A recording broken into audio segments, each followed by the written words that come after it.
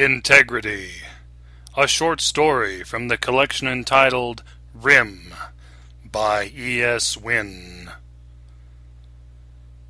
I always found an odd sort of wonder in watching the children play.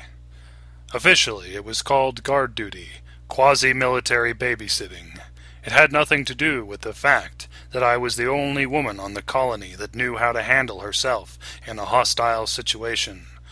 It was work I chose, something I picked up to fill in the time between shifts in the fields. The colonial administrator had been looking for someone willing to sacrifice their Saturdays to keep an eye on a group of kids that had taken to playing beyond the eastern rim, about a click or so from the plastic ore portables and dome inflatables that constituted Integrity's only settlement, and I'd volunteered immediately. Sure, orbital sprays of nanobiotic probes hadn't detected anything dangerous on the continent we'd chosen to carve a living out of, but results that came back from Atmo insertion bots like that weren't always accurate. Everyone had heard the stories of the Beta Wolf packs on Hephaestus 12, the way they masked their scent with enzyme secretion glands, and snuck up on isolated prey, whipcord muscles rippling under chameleon-scale skin. Just one of the deadly predators humanity had encountered among the stars when the preliminary reports had cheerfully reported nothing planet-side but an Eden of complex flora and harmless fauna. But watching for predators the nanites said didn't exist was only part of why I spent my Saturdays out there. Watching the children from a distance filled some inner need for me. I'd never really had much of a childhood, no happy memories of forests or flowers, or mothers yelling at GeneVat pets when they left messes on the carpet. I remember a lot of airbrushed steel and cavernous station waiting rooms, the corrugated stretches of airlock passages, the cold smoothness of the grip on my first handgun. Going into the Corps had seemed like a natural move, following the family legacy as if I'd actually had some shadow of knowledge about my heritage to assign any sense of pride or value to.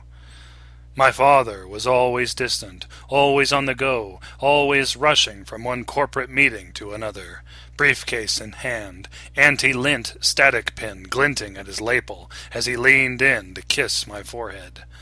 I don't remember much more of him than that. A few hasty dinners in orbital cafes where the serve-bots speak in thick southern accents, and the customers all look like they've spent the last 3 weeks in cryo.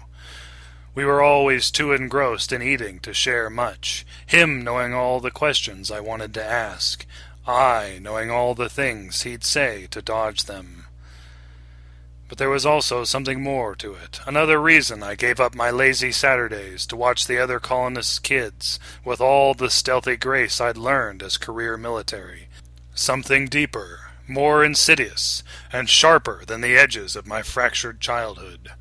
Thinking about it was always enough to turn my eyes inward, watching as I tried to hide from the sensations of all the cold metal and foreign bioware rattling through my body. Somehow my hand would always find its way absently to my abdomen, fingers gently touching, almost feeling for the signs of a life I knew in my heart would never grow there. Combat duty will do that to you. Leave scars, I mean, deeper wounds. Growing up, I knew plenty of guys with false legs, chrome and fiber-optic laced military prosthetics, covered in loose sheets of synthetic skin weaves that always looked too pink, too thin, but I hadn't thought much of it. To me, a prosthetic was a part of your body you didn't have to worry about anymore, a part that was stronger, immortal in its own right. Being in the Corps, I quickly found out it's something you only believe when you're young. I don't remember much about Coriolis, just the beachhead. Somewhere under that dimly lit purple sky, halfway across the soggy drifts of diamond sand, I caught a handful of copper-jacketed rounds in the gut, each proximity-charged bullet packed with dozens of tiny spools of monomolecular wire, the kind they lace with corrosion nanites on some of the more vicious worlds. Nasty stuff. The wire alone is enough to turn meat and bone into dog food. But the corrosion bots are what do the real trick. The way they nest and breed within host cells like some kind of virus, spreading through flesh and devouring whatever they don't outright destroy. It's like being eaten alive at the molecular level is exactly that. You can't imagine the pain. Sure, we had support staff. I couldn't have been on that beach gasping against air for more than a few minutes, even if every tortured breath felt like it took an eternity to draw and expel. But corrosion nanites work fast, and by the time I felt the cold slap of an anesthetic patch against the back of my neck, the little microbiotic bastards were burning their way along every capillary and through the lines of every nerve ending in my body. Hell doesn't even begin to explain the sensation. They say few people survive an experience like that. Not that I was expected to. Even nanogenic injections and BioWare regrowth kits have their limits, and no one save the highest execs back at the seat of the financial empire on the corporate office park world of Earth could afford the kind of rebuild I'd needed. In the end, the nanites had begun to spread out of control, and only the most radical surgical procedures were left, with even a shred of hope for success. I was half-conscious when the doctors started cutting. I still remember the sizzle of flesh, the hum of the electromagnetic sweeper, the keening of the surgical laser as it sliced through bone with molecular accuracy, cauterizing tissue in its wake. I'd spent the next 2 months recovering in a dingy hospital somewhere south of there, a stretch of subtropical Commonwealth-held land where the fighting had already come and gone.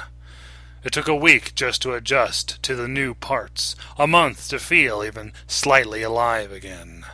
The records still called me human, but being chrome plate and bioplastic synthetic from the lungs down made me feel like so much less than, like I'd lost all the parts that had made me who and what I was. The psyche vals that came had been less than kind. I was considered unfit for duty and discharged before the support staff could even finish deactivating the regrowth assistant's nanites swilling through my veins. That's the core for you. Steel men and their cold machines. No room for human weaknesses.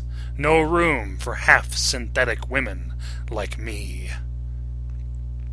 That's how I got colonial duty. That's how I ended up on integrity, volunteering to watch children I knew I could never be more than a parental footnote to. For me, it was a chance to get close to something I'd never had. Children. A childhood. A chance to rebuild my own future somewhere on the frontier, where the tainted hand of corporate politics had only a weak scrabble hold, and everything you did, everything you touched, was real again. Out here there was no airbrushed aluminum, no vacuum-sealed glass. Out here there was only the rich earth, the gentle hooting of modified livestock, the laughs and shouts of children as they danced and battled imaginary foes, with bits of hammered flat synth metal siding, liberated from storage warehouses. They played the only way children could, running lines and curves through fields of vibrant orchids that stretched on like grand neon gardens beyond the edge of the eastern rim. Each blossom they skipped or slid past a brushstroke of color in a fluorescent smattering masterpiece that ran like a rampant rainbow from horizon to horizon and lapped up against the edges of rocky hills and rough-weathered spires like the tides of a vivid, prismatic sea. For me, this was heaven, or as close as I'd ever get. As close as I've ever gotten.